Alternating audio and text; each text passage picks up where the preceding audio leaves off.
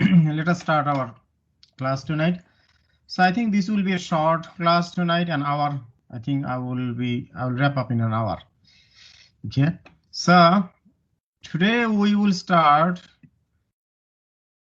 an interesting topic. I think it is interesting to me, recursion. So recursion is interesting to me because if you understand recursion very well, and then you see that you will be able to do a lot of related programming, and then your subsequent part will be easier, especially when do you want to implement linked list, stack, QE. Okay, and then higher level your data structure and algorithm courses. We use recursion a lot. Okay, so but as a reminder, so okay, your quiz 5 is not uploaded yet. So if it is not uploaded by tonight, then I will extend it. Okay, so let us see the developer can upload it by tonight. Otherwise, I will extend it. Okay, and there is a test 2. That will be in our section. That will be October 20th. Okay, October 20th will be test 2. Okay, so test 2 we will cover. It says module 1 to 5. Okay, 5 is the recursion and module 4 is the GUI programming. Okay, so for now I'm not sure if we will have any question from GUI programming for lecture, but if we have, then I will let you know. Okay, but please be prepared for other section, especially inheritance. Then abstract class, interface, polymorphism, object relationship, and typecasting. Okay, and especially the new chapter recursion we will cover in our test 2. Okay, so hopefully you will get 5 programs to write, and for test 2 you will not be allowed to write any pseudocode. Okay, so then I like you to practice programming. If you practice programming, then you will be able to do this. Like for inheritance and then abstract class decoration interface, you cannot write pseudocode for this. Okay, and polymorphism, writing pseudocode will be cumbersome. It's a lot of code to write. Oops. Rather, writing code, actual code is smaller and easier. Okay. So let us see. So what is a recursion? Recursion is a process that if a method is called, if a method or a process calls itself, okay, then the message that the method is called and the process is called recursion. Okay, whenever a process or a method calls itself. Okay, there are 2 slides in module 5, part 1 and part 2. So hopefully we will finish part 1. Oh, you cannot see my screen? Okay, hold on a second, please.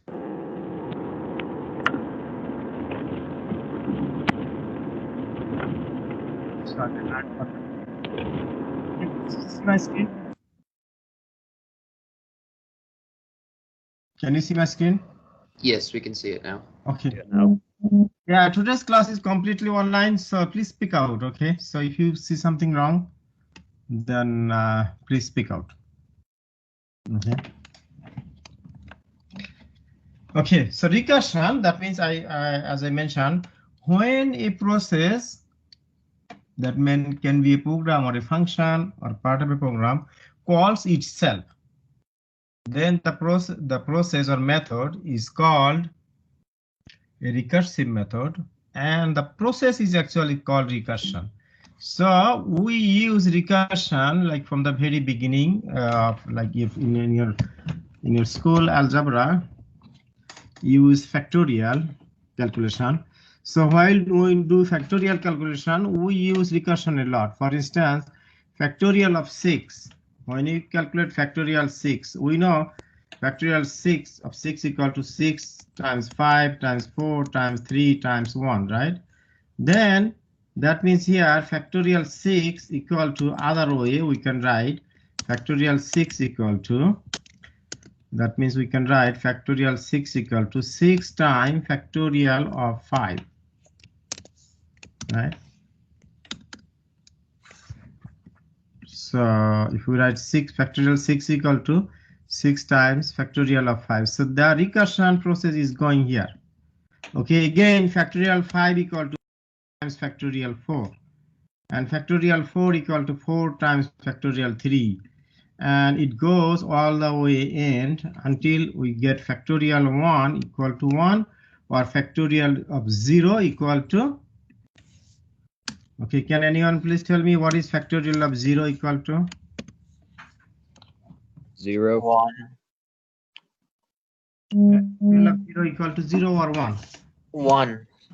Yes, factorial of 0 equal to 1. Factorial of 0 is not equal to 0. So either we say we stop in this process, either when we get factorial of 1, then we stop here, factorial of 1 equal to 1, factorial of 1 equal to 1, or we stop at factorial at 0 equal to 1. So here this 1 or this 0 is our base case. We consider this as a base. That means that is the termination point where we stop our recursion process. Otherwise, it would go factorial of 0, then factorial of -1, factorial of -2, but we are not going that way. We do not know the factorial number of negative numbers. We do not calculate usually. Okay, so here 0 and 1 are called the base. That is the termination point of our loop. Okay, so that means in every factorial method, so in order to calculate factorial method, we do a recursion process that we, for instance, any number, for any real number, any integer number, for instance, maybe 75, we do 75 times factorial of 74, and we go this way. So the process is that we are recursively or repeatedly using the factorial method in order to calculate factorial of another number. Okay, so this process is called recursion, and factorial, finding factorial is an ideal example recursive method, and we are familiar with this. Okay, so here in order to find the factorial of 75, we need to find factorial of 74, and so on. I think these slides are pretty straightforward. So the mainly we think that factorial of n equal to n times factorial of n minus 1. That is the formula we need to remember. Okay, this is the formula we need to remember. I think everybody knows this from your high school or college math course. Okay, so that means when a method calls itself, then this method is called a recursive method. Okay, and the process is called recursion. So in order to do the recursion process, we need a few things, at least 3 things.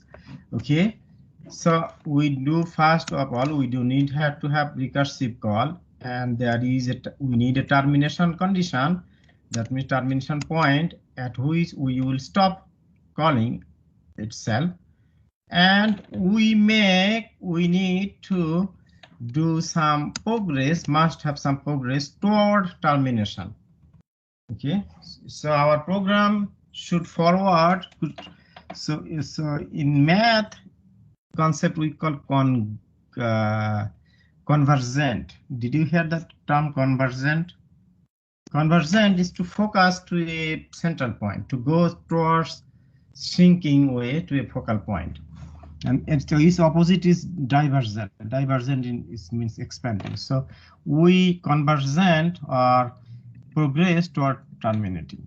Okay, so the main thing is that we need a base case, and if we have a correct base case, then our program easily we can find out how to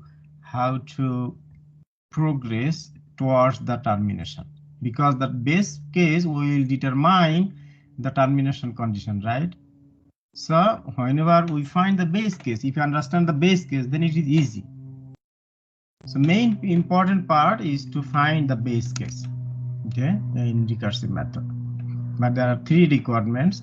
So this can be a quiz question or interview question. What are the requirements for a recursive method? Okay. So has anyone any questions so far? We understand what is a recursion method and recursive method and recursive process, and we know an example, right? At least one example, finding factorial is an ideal example of recursion, right? Everybody understand? Yes, sir. Okay, thank you. So if we understand this, we will start from here. Okay. So and as I told you, the recursion process is used a lot, especially in data structure and another thing. Actually, I'm showing you. I will show you soon. Okay, so we understand the recursion factorial of 0 equal to 1 and factorial of 1 equal to 1, right? We discussed this. We also discussed this. Okay, actually what happens? Okay, so here let us see that our factorial is a method or function. So how do we know that this is a method? After a name, when you say parenthesis, right? A pair of parentheses, then this is a method, right? So all factorial methods, one thing that you remember, all factorial methods takes an argument, at least one argument. And this argument is used to determine its terminal condition. This is the termination condition. When n equal to 1, then we return 1, right? In this method, we see that return value is int, return type is int, right? In this method, return type is int, so we return an integer value 1. So here is 1, that means we will read aloud this. This is the base condition as factorial of 1 equal to 1. So if we understand like this way, if we read aloud this way, factorial of, okay, I'm sorry, factorial of 1 equal to 1. So why say is 1? Because in our base case, I'm putting base value 1. I'm putting value 1 over here while I call this method. And then what it will return it? 1. So then this is our base case. So everybody understand how to determine the base case? So it is the determination of base case. And how do we write the base case? In our programming way. We will not call here, but in our programming way, in our statement, we will rewrite this statement. We are rewriting this statement like this way.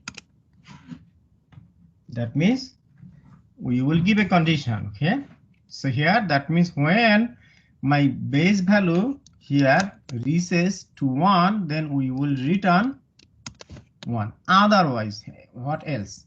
We have not said that yet. What else? If my base value is not 1, what will happen? In that case, this method will call itself. Okay. Now, in otherwise, then how can this method calls itself? Can call itself? Can anyone has any idea? Anyone has an idea how this method can call itself? This is the way this method it calls itself. Stack trace is factorial of, by calling factorial of n minus 1. Okay. So this way we are converging or forwarding or progressing to our base case, because whatever value our n, for instance 5, then every time we are calling n minus 1, that is going to, first time it is calling 4. Okay, then its n is equal to 5, then 5 times factorial of 5 minus 1 equal to 4, right? So here we are converging to the base case. We are progressing to the base case. This is the way that will ensure this condition. this third condition. Okay, and in this case, why do we need to multiply this by n? Because we know the formula. In order to determine the factorial of a number, this is the formula, n equal to n times factorial of n minus 1. So this is math part, okay? This came from the mathematics. Okay, and this is the third condition of our program requirement, factorial requirement. Okay, so n is coming over here again because the formula it needs n times, right? So this is this part is this part, and this part is converging to the base. Okay, so then ultimately the total program will be factorial of n. So here integer n.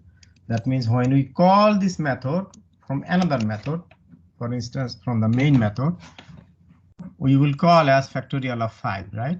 For instance, then there is a condition, if n equal to 1, then it will return 1. Otherwise, else, then you can say else, or it is by default else. So you can write else. It is obviously else. Okay, it is obviously else. Else return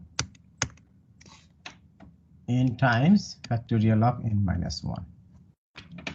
Okay, so the entire program is over here.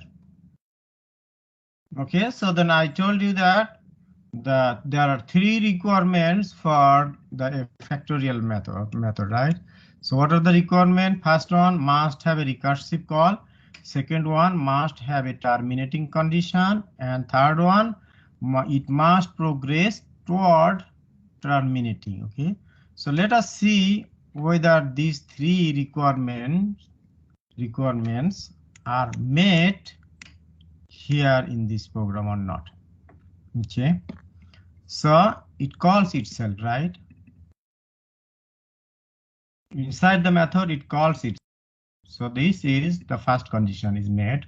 Second condition, that we need a termination point. So this is the termination condition we do have it. And third one is that our program will progress toward the termination point. So here somehow I need to reach at n equal to 1. So here, whenever we say we call this method by n minus 1. So ultimately, at some point, it will reach to 1. It says n is decreasing, right? So it will meet the third condition.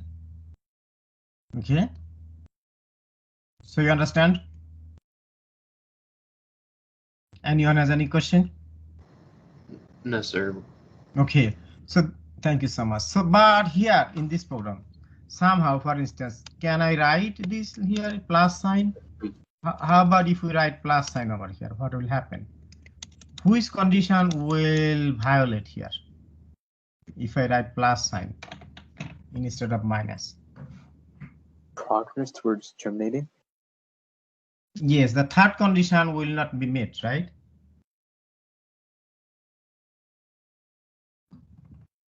Let me get the slide.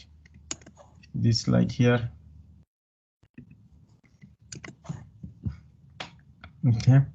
So if I see that this here, this was my complete program, correct program.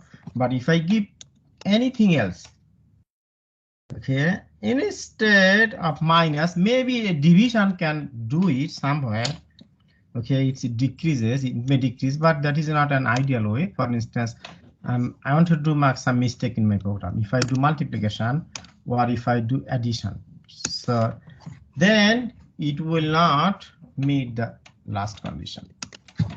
Okay, but otherwise, if I have the plus minus sign, then it will convert to 1. Now do you understand? Yes, sir.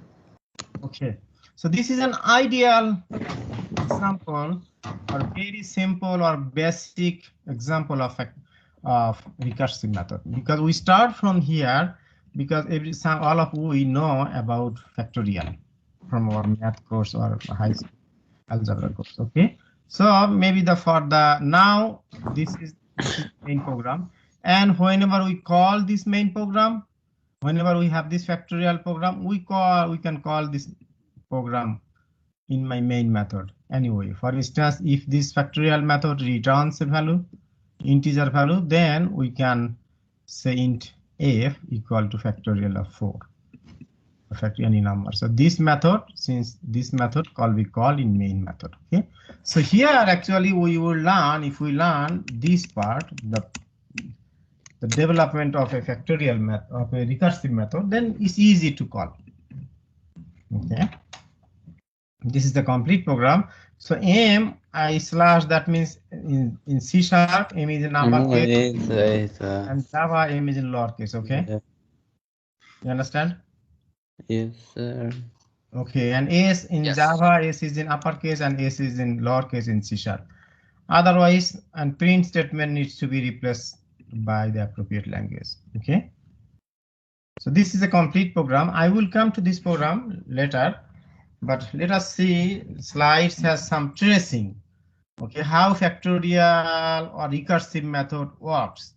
So there is some good slides. You see that this has 65 slides, but many, like a number of slides, will trace out this program, tracing this program. That means whenever we call int f equal to factorial of 4, what happens inside the memory stack? All factorial method, they use a stack. It is called a stack, is a memory location. Okay, so then that is used. Okay, so stacks is called last in first out type memory organization. It calls last in first out. Okay, so whenever stack is one side block and one side is up, all insertion and deletion goes from top. Okay, so whenever it's called factorial fact 4, then fact 4, what will happen is the output will be 4, and not this output, not the program output. This print output is 4. Okay, please give attention over here for a few minutes, then you will understand. If you understand one program well, then you understand other program very well. Okay, so this print n is 4. This is not the factorial of 4 equal to 4. Okay, this is this print n, it will print 4. Okay, so then what will happen after that is print is 4 equal to 1? No. So then what will happen? So then it will calculate result. Result will be 4 times, it will call factorial of n minus 1, that is 4 minus 1. It will call factorial of 3. So here at this point, it will call factorial of 3. So then at this point, the result will be here. Result will be 4 times factorial of 3. This is the stack. Okay, and then stack, what we will do, so for instance, we are printing n. Okay, so n will be over here. So this n will be this n here. It will call. Okay, it will work pen. It will keep the work pending. Okay, what will do? It will call again factorial of n minus 1. Okay. So then next time it will be n equal to 3.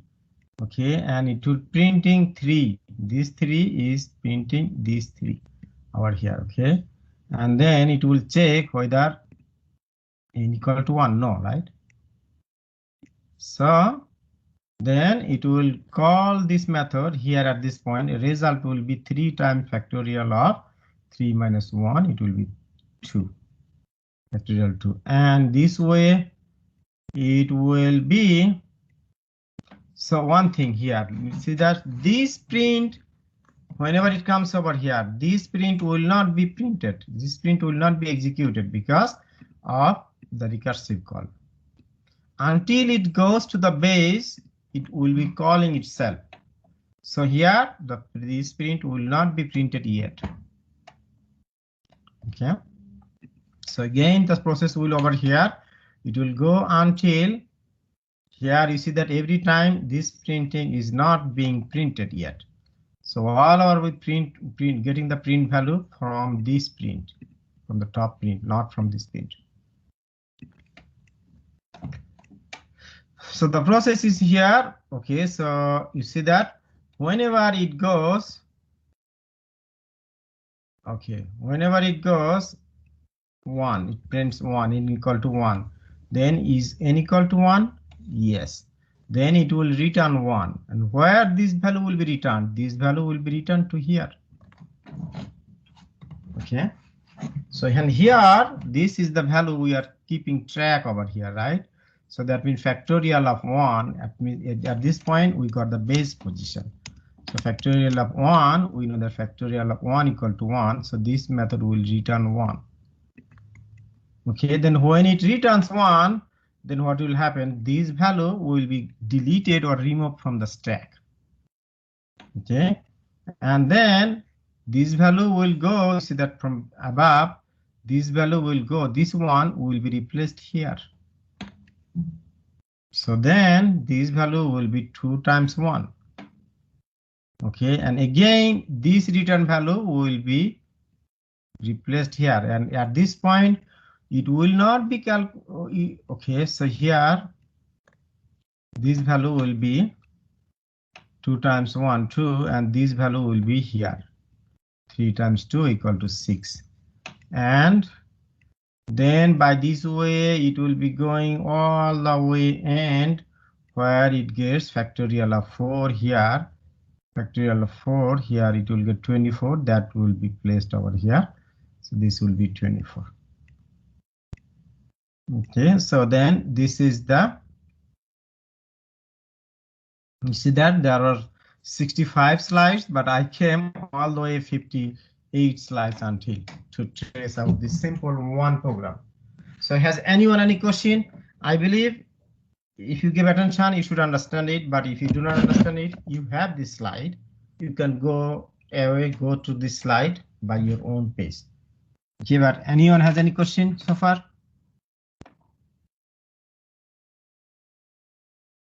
Yep. No, sir. Okay, thank you. So if we understand this, we will use our knowledge how to do a recursive method. How to do a recursive method for many other purposes. For instance, now, okay, one thing is that, have you noticed that in this program, in this factorial method, there is a loop, right? Factorial of n equal to n times factorial of n minus 1. Then n times factorial of n minus 1 times n minus factorial of n minus 2, right? For instance, factorial of 5 equal to 5 times 4 times 3 times 2 times 1. Okay. There is a loop obvious, right? But there is no loop statement here. Did you see any loop statement in this program? Loop control statement like for loop or while loop or do while loop?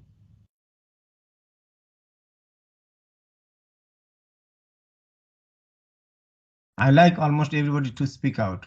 Okay, I'm asking if No, I did not see a loop.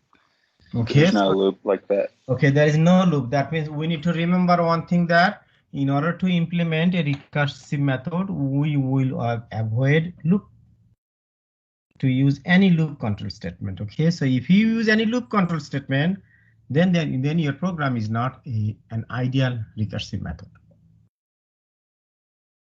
Okay, that is the restriction to implement a recursive method, is that we cannot use any explicit loop control statement, but we know that there is a loop behind this, right? Within this, there is an implicit loop, right?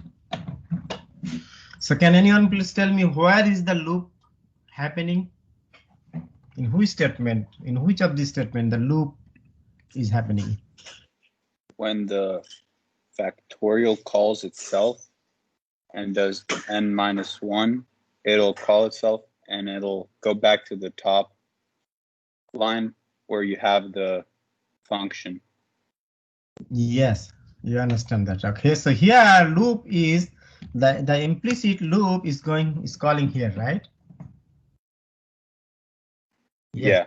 Yeah, that's good. Okay, so if you understand this, then you understand the basic thing of recursive implementation. Okay, that means in order to implement a recursive method, we must not use an explicit loop statement. Okay, so we will use this. Okay, so let us see. There are a few more slides over here. So let us go to these slides. Then I will discuss. I will come back to the program over here. Okay. So what are the common errors? So in order to implement this kind of method, I'm not calling it recursive method. I'm calling it as MIC method. Okay. So what is the possible flaw or error that can happen in this program? First of all, by mistake, we may not convergent or progress to the base case in our program, right? So here we claim that here in this statement through calling factorial of n-1, we are converging to the base case, right? We are going forward to the base case, right? But in case if we say instead of -1, if we say +1, then we will not converge to the base case, right? In that case, our program will be running for an infinite time. And that is a possible error that we discuss in this method. Okay. So either we can omit the two possible errors may happen in case we can omit the base statement, or our program may not converge to the base case. Okay. So in that case, as I discussed, there are three requirements in order to implement a recursive method. So if either of those, any of these three conditions or requirements do not match, then our program will not be an ideal recursive method. Okay, that is the error message they ever say. So what will happen in case our program fails to converge to a base case or progress to a base case? It will make a stack overflow. In your program, you may see that sometimes you get error messages called stack overflow.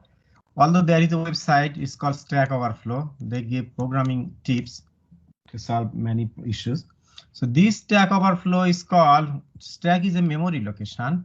Whenever it is a stack, this is a stack. This is a stack. This part is a stack. It is a part of memory, the computer RAM. Okay. So whenever this stack, every computer has a certain portion, maybe for instance, 3% or 4% or 5% memory is used as a stack. Whenever this memory becomes full, your computer will be slow, and it will be going to slower, and sometime it will hang up. Okay, and then your program will sometime it may terminate. Okay. Now I'm giving another homework already. This is solved. Okay, write a recursive method for the following to do this. X to the power y. Okay, x cap y, that means x to the power y. So if x cap 2, that means x squared, that means x times x. Okay, so and you may assume that both x and y are positive integers number. For instance, actually the program is given over here. So here power method. So say if integer x and int y, these are the two arguments. As I discussed that in order to implement a recursive method, you must need at least one argument. Okay, so the second argument is a redundant argument that is being used as a power. Okay, so how do we can use this second argument as our base? Okay, for instance, we know that x to the power 1 equal to x, right?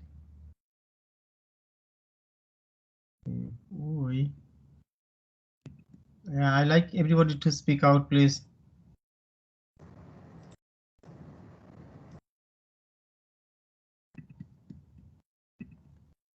Okay, we know that x to the power 1 equal to, no, please do not try to control me, please. Okay. Your mic's working now, Professor. What is not working? My mic No, is not I working? said it's working now. You're good. You're good. Okay, so someone tried, you see that someone tried to control me, okay? Do not do that, okay? Please, someone tried to control me, control my screen. So here, that means this is y value, right? This is my y value. So here, so when my y value equal to 1, that means, I'm sorry, so it will returns x. So that means when my y value equal to 1, then it returns x, right? Right. Okay. So now, so the program implementation is given already. Otherwise, it will call x times power of x into x comma y minus 1. This one is this will convert to the base case.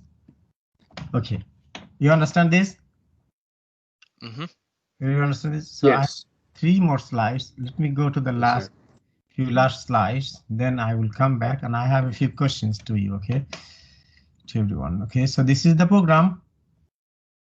Okay.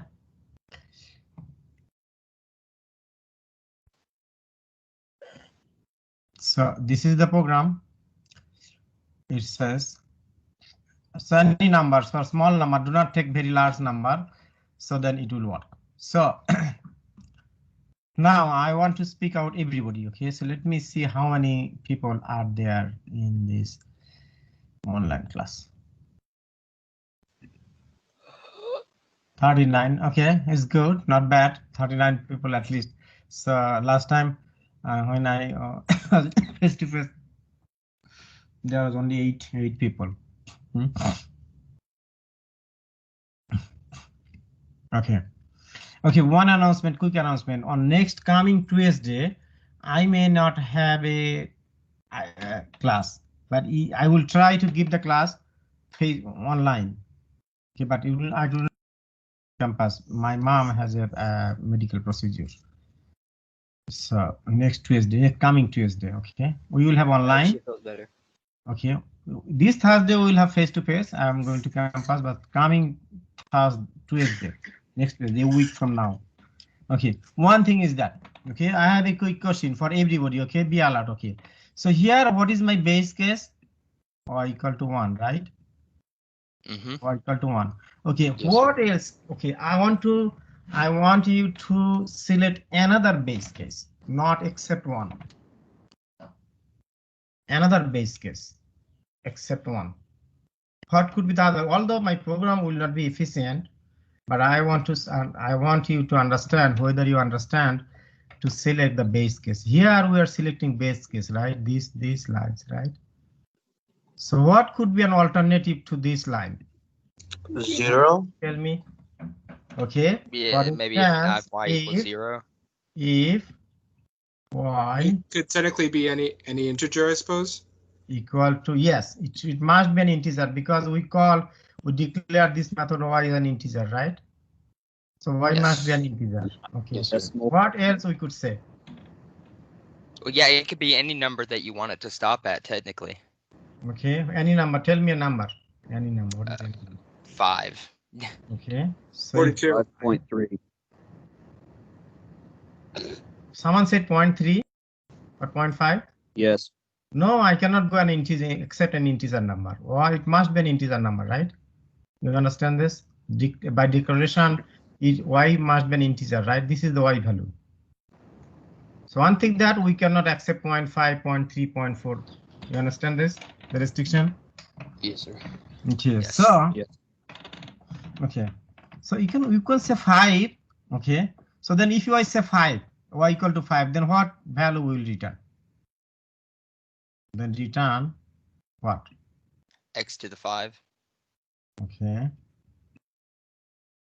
TRETU. Well, no, if it's 5, it'll just return X. What I will return? Return X. return x, only x. Think about one X more to the time. 5th, maybe?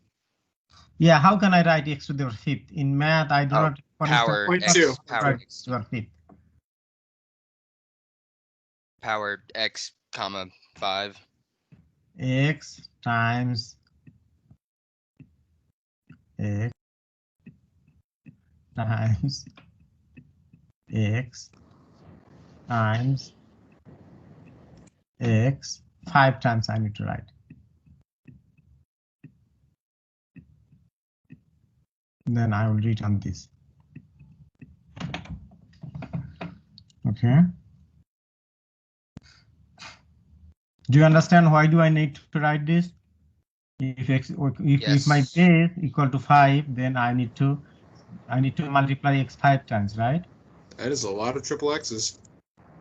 Yeah, but this is so that this is not a good way, right? So in You the could in just that use- case, if I call this function with y equal to 3, you see that I called y equal to 3 for y equal to 3, right? So but your base case here is 5. That means I was not able to call this program by y equal to 3. Okay, so that means it is not a good way to consider base equal to a large number. Okay, so then another possible way, you understand that why I should not select 5 base?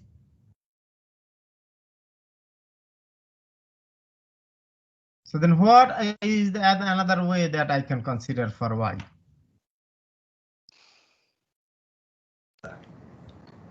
Three.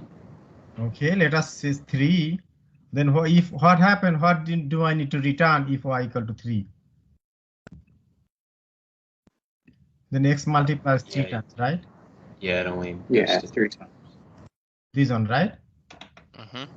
Then Yes, in sir. that case, I will not be able to call this method for y equal to 2, right? Still it is too much. Still it is too much, right? Okay, so then what else I can do? Then maybe 2, you may think about 2, right? So then if I call this base as 2, then I need to get rid of this part, right? Do you understand why I'm doing over here? Yes. Yes, sir. Yes. Okay. Now, if I have x minus y equal to 1, y equal to 1, then I need to return only single x, right? It's Yeah, much it's just easier, this. right? It's easier for our programming implementation, right? We don't need to do too much, write too much code. So then we can just return x. Can we go below this one? You could use negative numbers. Okay, what will happen if we put negative number? Let us see, before we go to negative, we have still 0, right? Yes. Okay, Yes, sir. so how it happens if we use 0? What happens It would return 1. if we use 0? Then what will return? It will return x to the power 0, right? Equal to 1, right? Yes, sir. Yes. Then it will return 1. Then it is possible. It is doable. Okay. But if we return negative 1, so then we need to return what will happen, x to the power negative 1, x to the power negative 1 equal to 1 by x, right? Yes, sir. So that is another problem that will make you, so you need to return x to the power inverse of x. That will make another trouble. We may need to create another method as inverse method. Okay, so one thing with that, so let us come with an agreement that while doing recursion, we will go at least at most 0. We will not go to any negative base case. We will see if it is possible, the lowest base case 1. Okay, if it is 1 is doable, we will do 1. Okay, then if it is 1 is not acceptable, then we will consider 2. Otherwise, we will consider 3. Okay, so the minimum thing that we can consider 0. We will not go to any negative number for a base. You understand? Yes, sir. Yes. We will remember this. Okay, so for base, we can minimum go 0, not any negative number. Okay, everybody will understand this one. You will remember this one, what I'm telling over here. Yes. Okay, so now if you understand this, now as I promised, I want to go back to my factorial method. So here in my factorial method, what is my base case?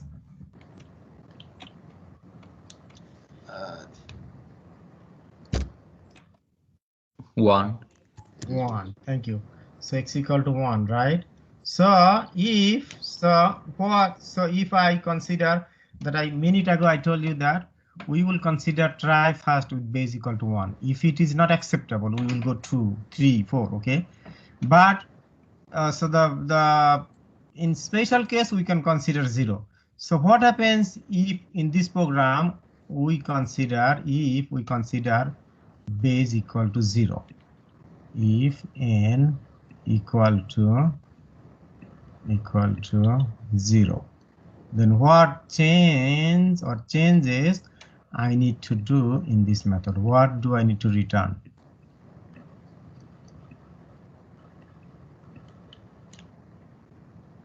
Return what? If I say n equal to 0, It'd be a Still 1. 1, right?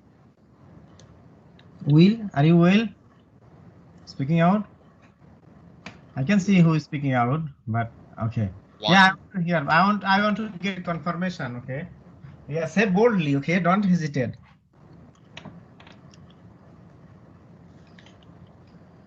What will return? 1. Yes. 1. Yes, please speak out boldly, because we know factorial of 0 equal to 1, right? So we will Yes. consider that factorial of 0, factorial of this equal to what? Factorial of 0 equal to 1, right? Yes, sir. We still will return 1. So now, okay, then otherwise, if we consider base n equal to 3, we may consider, okay, someone may do that. What he has to return?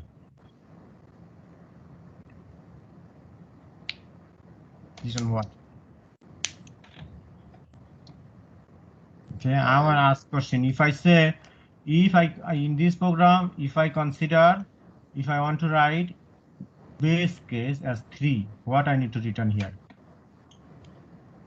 It would still be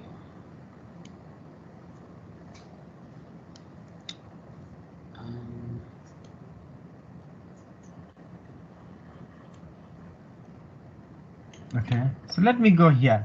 So how do I find the return value? I ask this question. I put this base value while calling this method. So what is factorial of 1? 1. Then I'm returning 1, right? What is factorial of 0? 1. This is I'm returning 0, 1. What is factorial of 3? Times factorial of 2. Yeah, what is 6. factorial of 3? 6. 6. Factorial 3 equal to 3 times 2 times 1, right? Yes. 1, then 6. Right. Okay. So then so now I understand how do we select the base case and return value? How they are correlated to each other? Yes.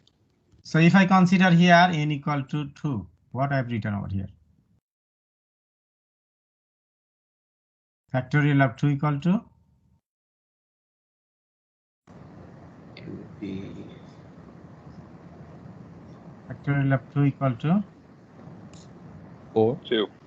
2 times 2. factorial 1, right? Factorial of 1 equal to 1. So then it will return 2. So ask this question, what is factorial of 2? Is 2, so I'll return 2. What is factorial of 3? If we put 3 over here, base 3, then factorial of 3 equal to 6. What is factorial of 0 equal to 1? So I will return 1. If I put 0 over here, then I will put factorial of 0 equal to 1. What is factorial of 1? Factorial of 1 equal to 1, so I will put return 1. Now, do you understand? Yes. Do you understand that Yes, I'm sir. asking you to Yes, sir. find the relation, Yes. between the base case and the return part in the base case. Yes. If you understand this, then I'm happy today. That means I'm able to teach you the basic concept.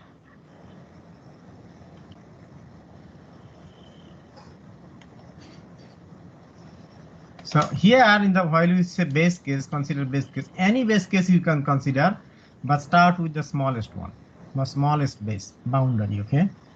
So we know that for factorial, boundary is 0 or 1. In this case, we could still consider either 0 or 1. But if you put 0, then factorial is equal to 1. If you put 0 over here, then your program will not give expected result, right? Because factorial of 0 is not equal to 0. So whatever the this value, it will return that value. And this return must be a constant return, constant value. You cannot call again this factorial method over here.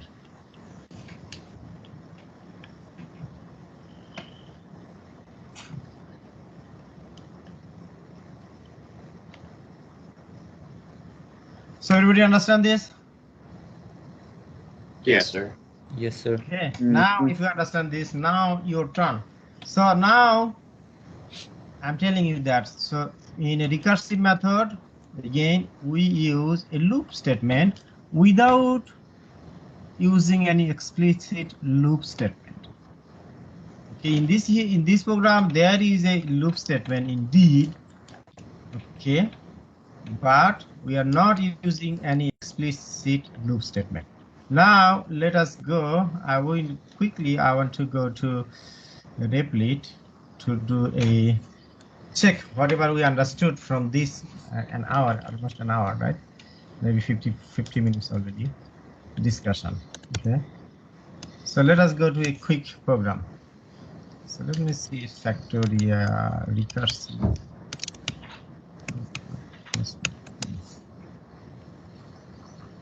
Okay.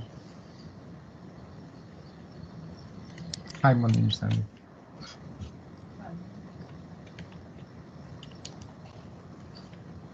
Okay, let us do a quick program. So language, I can select either Java or C#, no problem. Recursive print method. Okay, this C#. Methods, example 1, C#. Okay.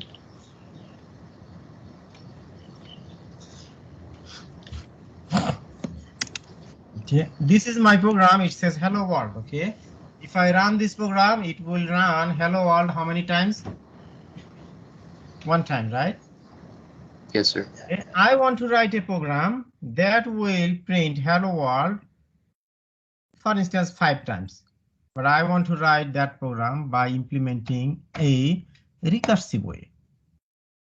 Okay, recursive way. I want to implement a method that is called recursive method. Okay, so I need to declare another method within the class, but outside this main method. For instance, I can say public static void print. For instance, I can say recursive print method 1. Okay.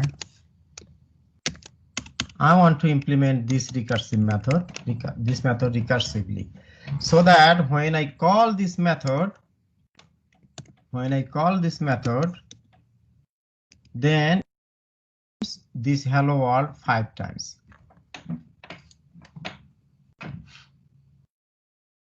Okay. Did you understand my problem? What is my requirement?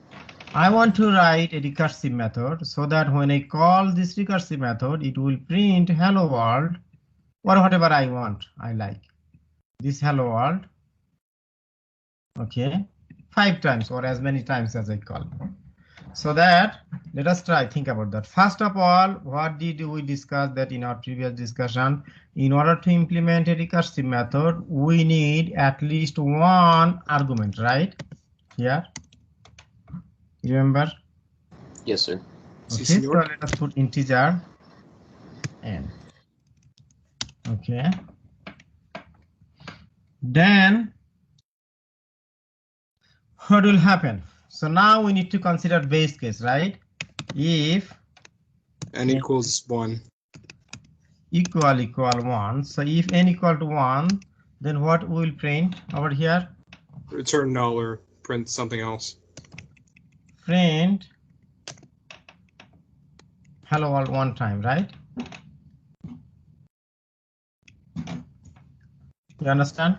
If n equal Yes, to sir. 1, that means if I call, so I need to, when I call this method, I need to print, I need to give a value, integer value, because I'm declaring this as formal parameter n equal to 1, n number, so n equal to 1. Then it will return, it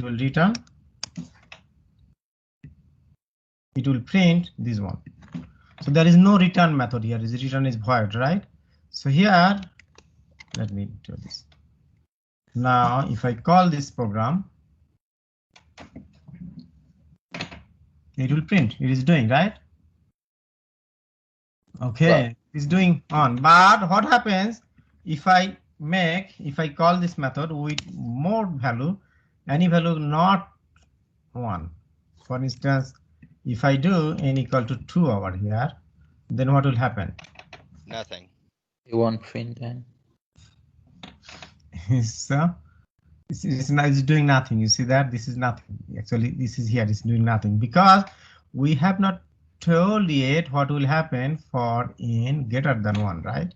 Otherwise, right? We have already told the base case. We have set up the base case and base case value for only 1. Then we need to an else condition here, right? Else, what do we need to do? Call the method again. recursively.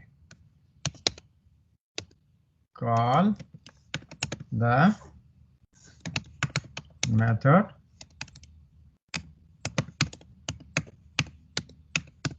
recursively, and it is the base case, right? So how can I call this method recursively?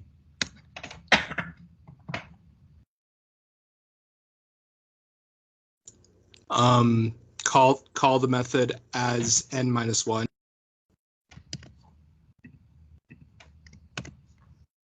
I'm sorry. Just do c n minus 1. Or did I do any mistake?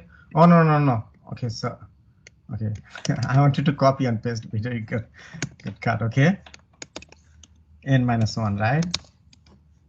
Yep. Okay. That's good, great. Okay, so do you understand this? Okay, now, if you call this method, then what happens? N minus 1.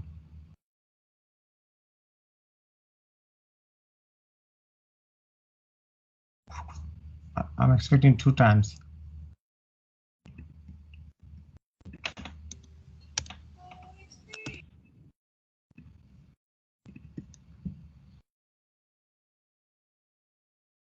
So it's only gonna print when n is 1, so that second, or when it's like above 1, it won't print anything. So I guess you could say hello world. Okay, so the only way it works like this way, right? Not equal to 1, recursive. Okay, I got it. So here, maybe there is an alternative way. Next, I have done this in multiple ways. So in our next lecture, I will go through here and then I will discuss some multiple ways to discuss this. Okay. So there are multiple ways to do this implementation. So in our next lecture, we will see how can we do other implementation of this recursive print method without using any for loop or while loop.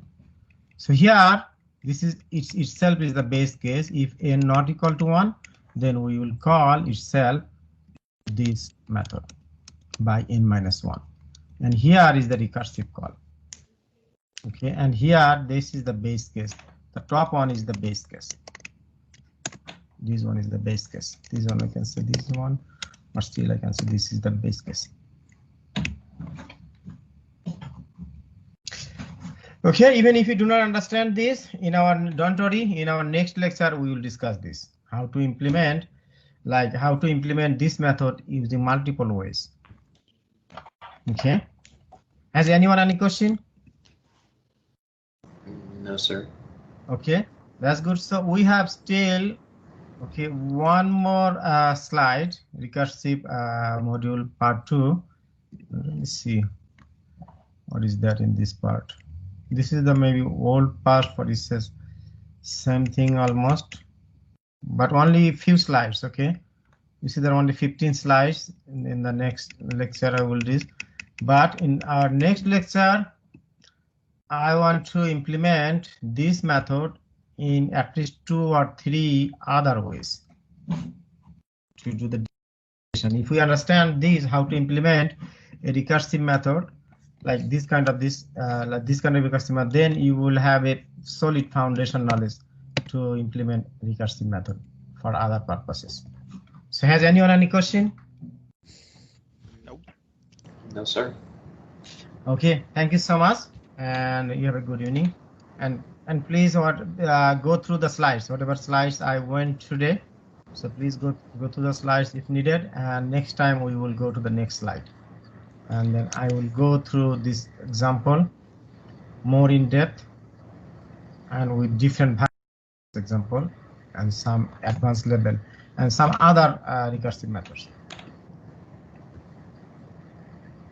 Okay, thank you so much, and you have a good night. Thank you. You too, Professor. You too. Thank you. We wish Good you the night. best of luck with your Bye. professor. Yes, Have a good one. Hope all goes well. Thank you for that.